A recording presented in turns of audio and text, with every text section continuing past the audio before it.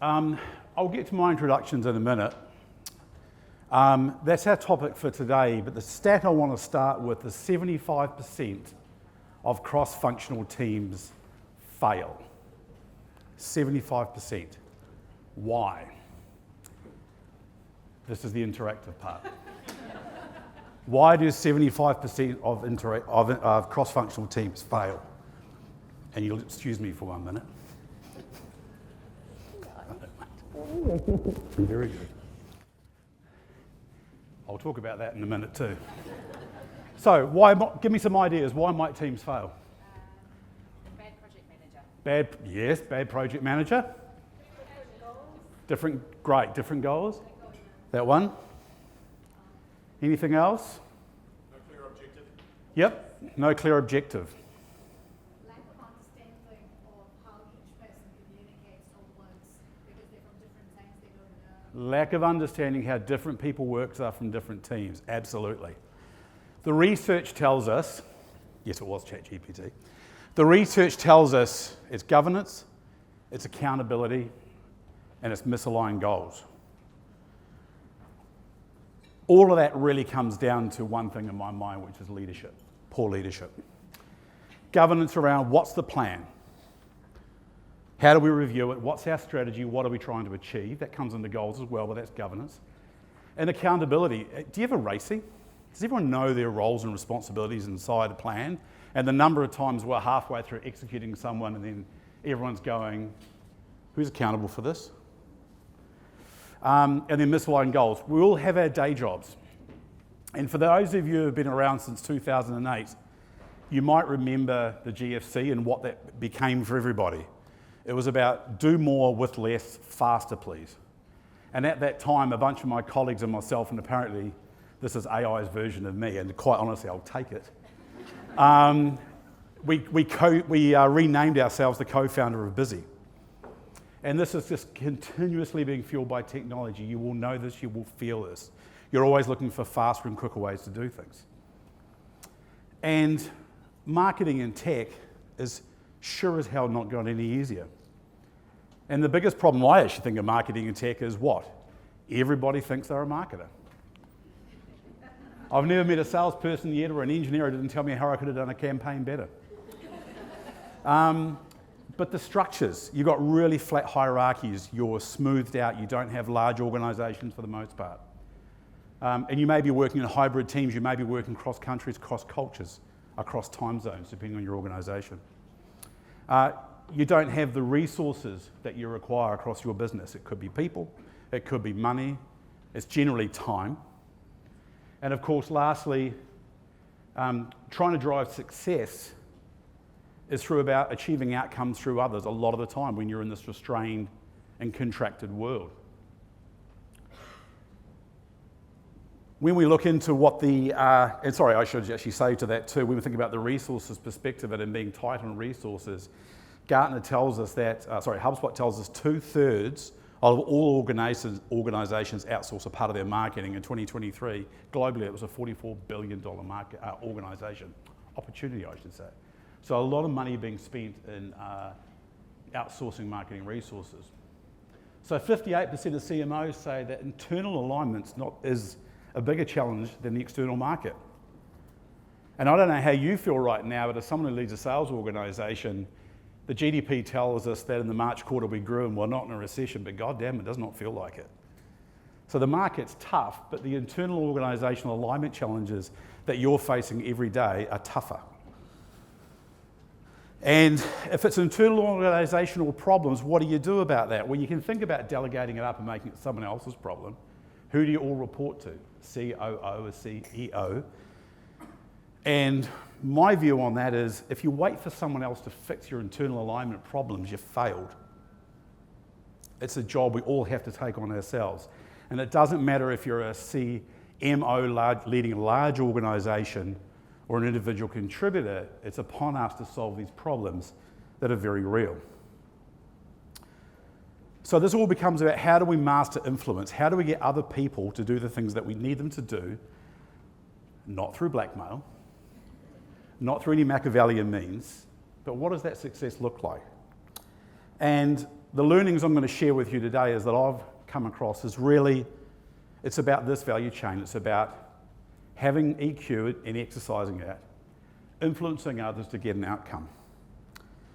And EQ, being emotional intelligence, to be honest with you, it's the number one thing I hire for still today. When I meet anybody, if it's a final stage interview, all I'm trying to see is, do you understand yourself? Do you know your weaknesses, your preferences? Do you know your blind spots? And do you know the things that piss you off day to day in the office? Because if you do that, I can work with you. You're coachable. If you don't, that's a bit of a problem for us. And then an influence. How do you influence other people to get them where you need them to be in an organisation where everyone's got conflicting priorities? How do you build trust and credibility to do that? And then what does success look like in the outcomes bucket? How do you achieve those results? And I'm going to talk about all three of these areas through the rest of my presentation. Bizarrely enough, I'm actually going to talk about emotional intelligence last. But why am I here? Kura puki te meanga, kura kā te awa, ko Ngāti Pākehā te iwi, ko Frazer Scott toka ingoa, no whakatiri ahau. I'm Frazer Scott. I'm the country manager of a company called Atura. We're an ASX-listed tech services organisation and advisory. Prior to that, I spent 7 years as the chief executive of an organisation called Plan B, digital infrastructure, data centres, networks, cloud platforms. And prior to that, I spent 15 years at Microsoft, working with the lovely Pip I just gave a hug to when I saw her. I'm here to talk to you today about leading through influence, because those two roles you'll see in yellow, from 2006 to where I left the company in 2017, yes, I had teams and yes, I had a responsibility, but my success came down to getting a broader subset of people inside the organisation marching in one direction, and none of them reported to me. So that's what we're here to talk about today.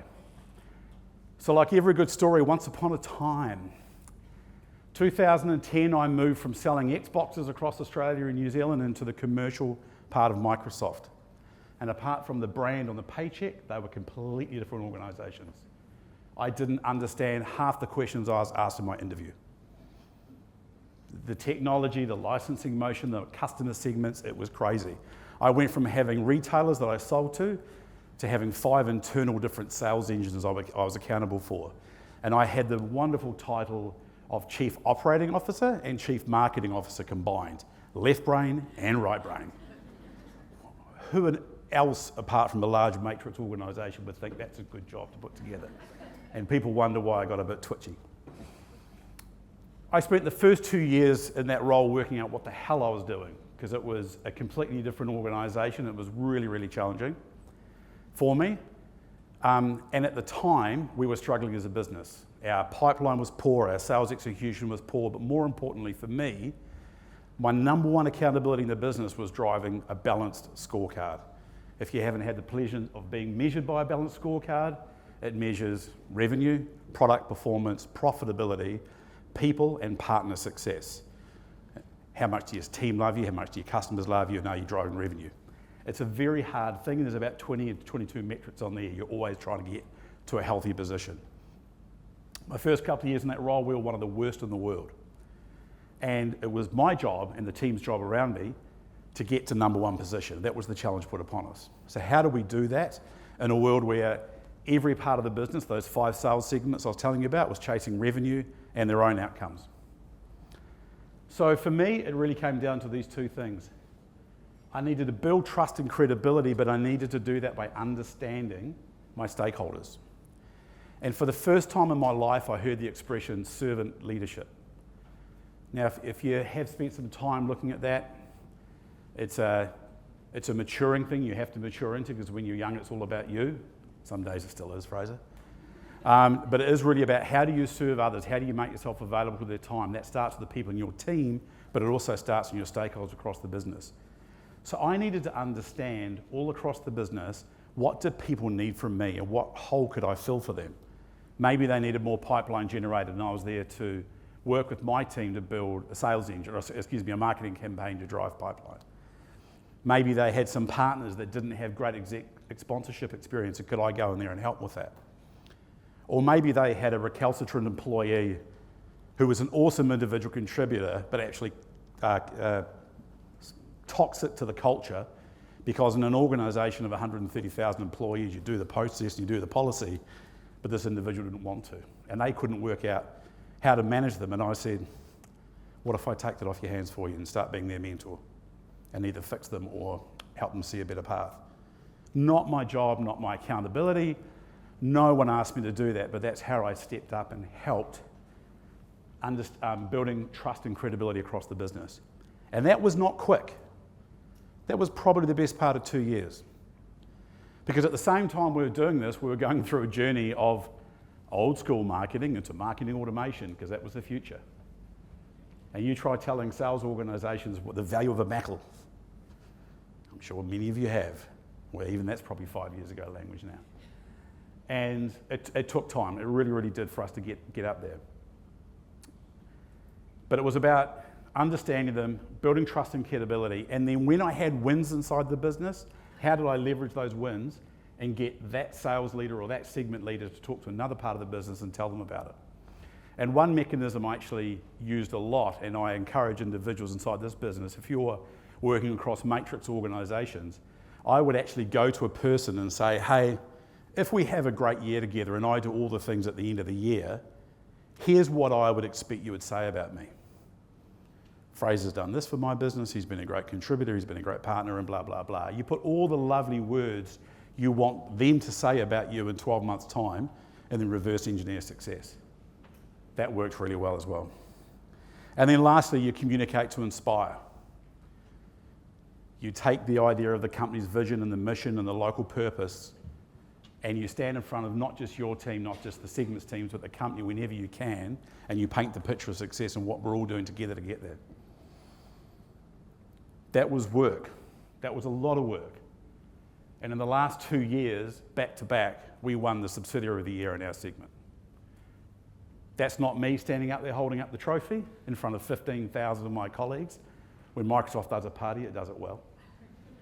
That was the then country manager, but that was their job. My job was to enable that to happen amongst all of my peer group as well. So we won it back to back. We'd never done it before. It's a hell of an achievement.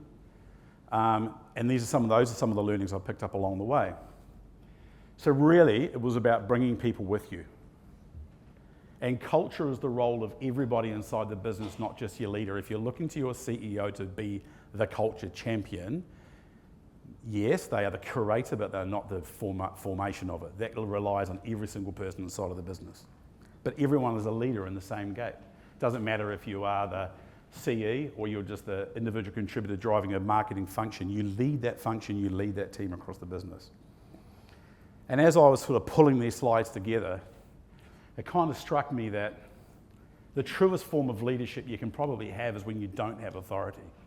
It's the person that people follow even though they don't need to.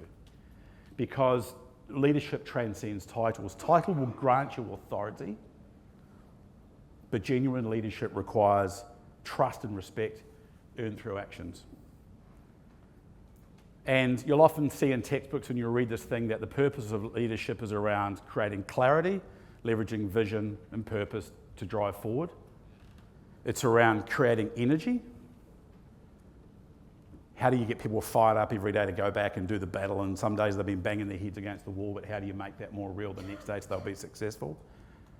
And it's developing others. Always.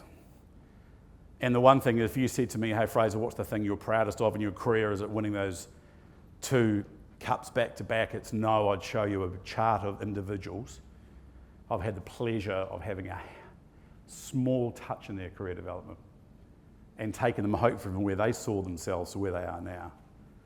And there are many of them I still keep in touch with because one day I need a job from them because they're fucking awesome. So to throw this into another way, in the way that you might think about transactional relationships when you outsource. When you outsource in a vendor relationship, you think about it being very transactional. I buy something from you, you give me a service, very transactional. You might bring it up to a vendor with other regular supplier you go to. then ultimately you end up as a partner. And if you really do your job incredibly well, you get to the status of trusted advisor, where you're in a strategic relationship where they rely on you. That's a real supplier type relationship thinking, but I think the same metaphor works really, really well in the way that we lead across the business as well. If you're the trusted advisor to any internal stakeholder, you're in the sweet spot to go and win together. Now, some external stakeholders are easier to approach than others, and one of the questions that Carolyn asked me to talk about was, well, hey, what's it like going talking to the CEO? Because sometimes for some people that's a bit daunting. What is it they're looking for? And I'll tell you, the same exercise holds true. If you understand your stakeholder, you can get the outcome you're looking for. What are the CEOs looking for? Geez, that image is a bit blurry, isn't it? Sorry, that didn't come out too well. CEOs are looking for pretty well the same things, and it might be different if you're a for-purpose or for-profit, but they're going to be thinking about revenue. They're going to be thinking about risk, reputation, and they're their relationships across the business, across the board, across their customer base. And the great thing is, you've got a role, we've got a role in every single one of these areas as well. We can help there. So we talked about influence, I talked a little bit about outcomes. So what about emotion, which is where I started? And the stats will tell you that 90% of all of the top performers, depending on how they're measured, have high EQ. So if you understand yourself, which I started about, then you can think about how you can influence others. And at the risk of getting too much into a psych class, many of you will know a little bit about the big 5 personality traits. If you've ever done a Myers-Briggs, an HBDI, a DISC program, has anyone not had that beautiful experience? You'll know about the big 5 personality traits. There's no good nor bad within these. There's merely how do you stack on a continuum. If in the openness section you will say, hey, look, are you sort of consistent, or are you curious, or are you cautious? In conscientiousness, organised, dependable. Extroversion, where do you get energy from? How does it manifest? And that one's probably the one that's most misunderstood, because people will look at loud, shouty people, and I don't know Summer, I've never met her before, but she was here 5 minutes ago presenting. She's awesome. I've got no idea if she's an extrovert or not. That would be the assumption, may not be. Agreeableness. What's your conflict appetite like? Do you like getting in a bit of argy-bargy? And I'll tell you one thing for nothing, leadership, true leadership is a contact sport. Learn that one. Neuroticism, confident, nervous, sensitive or secure in yourself. And there's a heap of literature on this, I don't need to go into it. We all score on the continuum, but if you look at CEOs as a proxy for this, how do they stack up? And looking at standard deviations, CEOs score above the standard deviation on all segments but one, I'll go into that. On conscientiousness, and CEOs tend to be more intentional, more planned and more organised than average people in the demographic. Okay, that kind of rings true to me. Extroversion, more outgoing, energetic. Yep, okay, there's a balance, of course, like there is in all these things. Agreeableness, friendly, compassionate, depends on the quarter's results. Openness, tend to be more consistent. But they're also very balanced around managing risk. So risk is always front of mind for a CEO as well. It's never so easy. On neuroticism, the one where you show the big negative drip there, it's actually interesting. What that says is CEOs are more secure and confident in themselves. And there's a higher risk they do not give a shit what you think. But we can learn from that. So I kind of spun that around, and I thought my earlier slide where I talked about leadership is creating energy and creating clarity. And that would be, if you put it arithmetically, that would what it would look like. And then I was thinking through this ahead of the presentation, and I came up with my own version of it. And I said, leadership is empathy times trust over humility times confidence squared. That last bit may seem incredibly counterintuitive, but think about it. If you truly understand yourself, you have your EQ dialed in. That is both knowing what I'm good at, what I'm not good at, but actually turning up with confidence to help solve other people's problems, be it my employees, be it my business partners. Hey, James. So that's kind of where I finished, and I'll take questions in a second, but There was a couple of other random thoughts that sort of popped into my head as I was preparing this. One of the ones was, in December last year, we were acquired by Atura. Plan B was acquired, and I stayed on and doing a bunch of different jobs for the company. And people are saying to me, hey, Frazer, how's it going? Are you hitting many roadblocks? And I was like, no, I'm getting everything I wanted done. And the reason is, I never went looking for a no. And what I mean by that is, if you're inside an organisation and you've got an opportunity or a challenge or a thought in front of you, if you go and ask enough people inside the business, someone will tell you no. Stop asking. Take that confidence balanced with your humility and get out there and do the things that you've been empowered to do. Not recklessly, not without a mind to risk. Balance all that. Bring a trusted stakeholder into your thinking, but just get on with it. And the last thing as well as I know is lead commercially. Lead with the impact that you can make in the business. Never let anyone inside the business use this metaphor in describing marketing. Because you're not. You wouldn't call salespeople muffin carriers. Maybe I have once or twice. But just be the leader you deserve to be. Thank you.